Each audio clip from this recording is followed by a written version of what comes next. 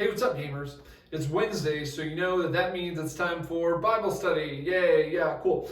So, as you know, we've been talking about the Gospel of Matthew. We've been reading through and talking about some different stories, different passages in here. And so this week, I just want to talk about a specific passage in chapter 18. As Jesus continues his ministry, his teaching, and has kind of introduced this teaching style of parables, of kind of giving these different stories, different images, metaphors to kind of help people connect and think about things in a little bit different way, trying to give kind of these examples to help people think about their place in the world, how they interact with God, how they interact with other people, and using these parables as a specific teaching method to help people understand, while also getting them to think a little bit about the world around them and how they exist in it. And so this one in chapter 18 is called the parable of the unforgiving servant. And so essentially there's this, there's a master and there's a slave here, and the slave owes his master, a ridiculous amount of money, just an absolutely insane, crazy amount of money. And he comes before this master and he's pleading, he's begging, he says, I don't have this much money. I'm never going to have this much money. Is there anything that you can do? And so the master says, okay, I'm going to forgive this debt is cleared. Go off with your family, be free, you don't have to worry about this debt anymore. And then so this guy is, thankful and grateful. And then he goes up and he owns a slave of his own. And he goes up to him and this slave owes him money. And he goes up to him and he's really hostile and says, you owe me my money. You need to give me this money now as soon as you can. And just like he did beforehand, his slave gets down and, he begs, he says, please, I don't have this right now. I don't, please show mercy, forgive this debt, forgive me. He says, no, I want my money right now. It's owed to me. It's mine. I deserve it. You need to give it to me now. And what happens is this other guy's master hears about, he forgave this guy's debt, and then this guy is shaking down someone else to pay that debt. And he's like, what's wrong with you? I just forgave this giant debt from you, and you're going to go out and not show the same compassion to him. I mean, that's ridiculous. That's not cool, essentially. But Jesus uses this to talk about, kind of how we think about forgiveness and we think about understanding is if we are to truly accept how we've been forgiven from all our sins, even though that's something we don't deserve at all whatsoever. But thinking about Jesus going to die on the cross for these sins, to be sacrificed for this. And we don't deserve that whatsoever at all. That's a debt, that we could never pay back as hard as we try.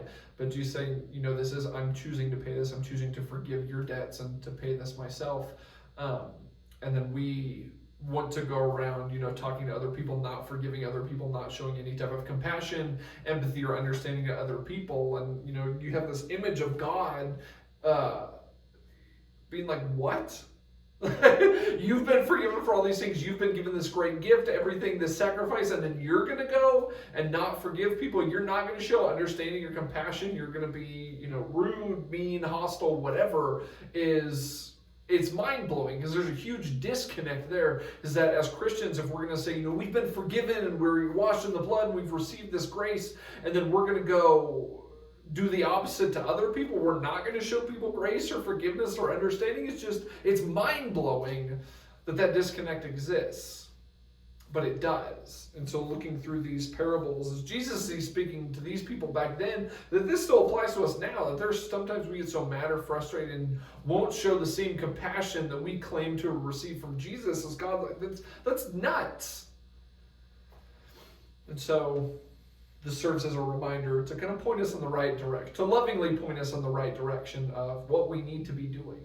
Is that if we're going to accept this grace, this sacrifice, this gift, we need to show that to other people. This isn't just, okay, cool, this is mine and I get to have it all for myself. This has been given to everybody.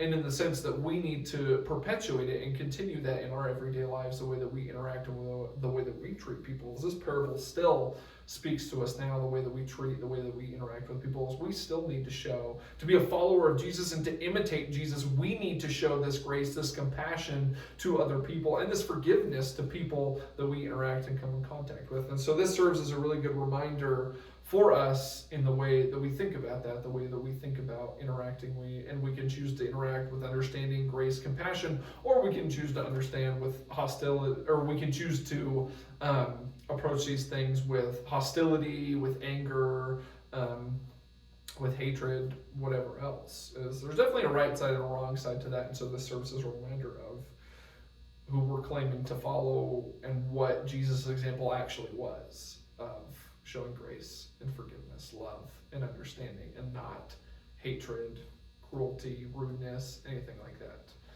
We've been forgiven of our sins, which are many in number, and we need to be able to forgive and show compassion towards other people as well. So this serves as a good reminder, and as always, there's a lot of really good stuff in here tonight. We will be talking about, we'll be going through Matthew chapter 17, 18, and 19. If you're trying to keep track or follow along with us, we'll be finished with chapter 19 by the end of tonight, so continue reading through this. As always, let me know if you have any questions, comments, or concerns. Really miss you guys. Hope that you're doing well. Can't wait to see you, and I think that's all I got. So, peace out.